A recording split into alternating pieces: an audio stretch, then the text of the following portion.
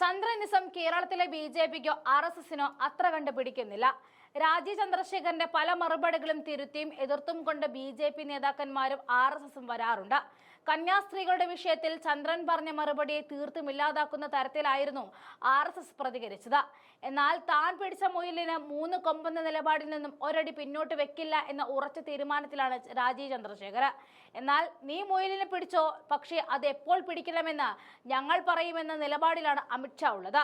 കന്യാസ്ത്രീകളുടെ മോചനത്തിനായി ഇടപെടുമെന്ന രാജീവ് ചന്ദ്രശേഖർ കേരളത്തിൽ ബി.ജെ.പിക്ക് ഒരു കസേര നേടിയെടുക്കാൻ പാടുപെടുമ്പോൾ അമിത്ഷാ അടിയന്തരമായിട്ട് ഡൽഹിയിലേക്ക് വിളിപ്പിച്ചിരിക്കുകയാണ്.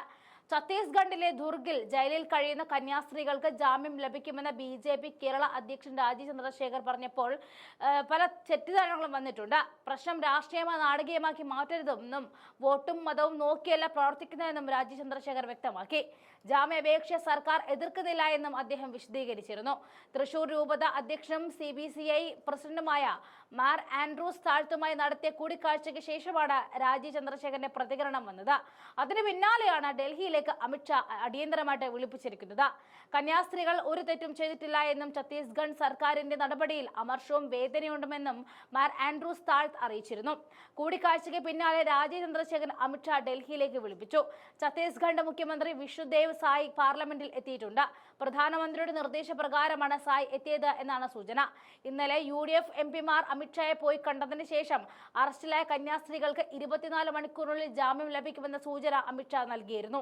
അദ്ദേഹത്തെ പോയി കണ്ട കേരളത്തിലെ UDF MP-മാർക്കാണ് അദ്ദേഹം ഈ ഉറപ്പ് നൽകിയത്. അതിനായി അമിത്ഷാ അതിലെ വഴികളും പറഞ്ഞു കൊടുത്തിരുന്നു. അതായത് ഛത്തീസ്ഗഡിൽ അറസ്റ്റിലായ മലയാളി കന്യാസ്ത്രീകളുടെ ജാമ്യത്തിന് വിചാരണ കോടതിയെ വീണ്ടും സമീപിക്കാൻ നിർദ്ദേശിച്ചിരിക്കുകയായിരുന്നു കേന്ദ്ര ആഭ്യന്തരമന്ത്രി അമിത്ഷാ ചെയ്തത്.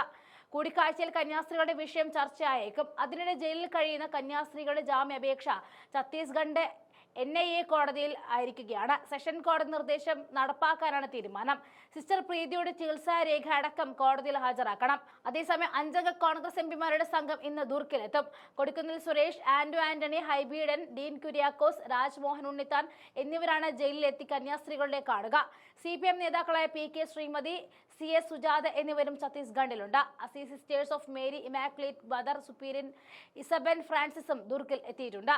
Sister Preethi Mary, sister Vandana Francis എന്നിവരുടെ കുടുംബാംഗങ്ങളും MLA-മാരായ Roji M. John, Sajeev Joseph, BJP നേതാവ് അനൂപ് ആന്റണി എന്നിവരും റായ്പൂരിൽ തുടരുകയാണ്.